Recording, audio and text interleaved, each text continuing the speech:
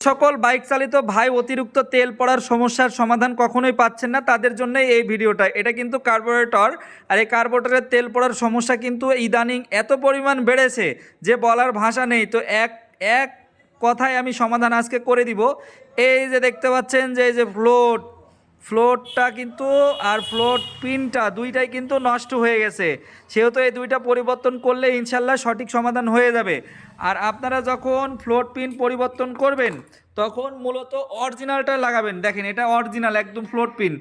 এই ফ্লোট পিনের দাম কিন্তু অনেক বেশি, এটা একদম অরিজিনাল ফ্লোট পিন।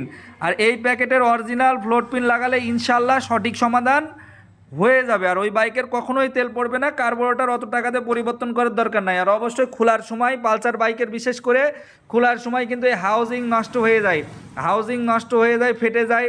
আপনারা কি করেন, ওই হাউজিংই লাগাই দেন। তো অবশ্যই আপনারা এই হাউজিংটা লাগাবেন না, এই হাউজিংটা অবশ্যই ফেটে গেলে অবশ্যই লাগাবেন। আর হচ্ছে হাউজিং ফাটা থাকলে এখানে লিক করলে কিন্তু বাইক চলার সময় ধাক্কাবে, বিভিন্ন রকমের সমস্যা হবে, সেহেতু হাউজিং পরিবর্তন করবেন।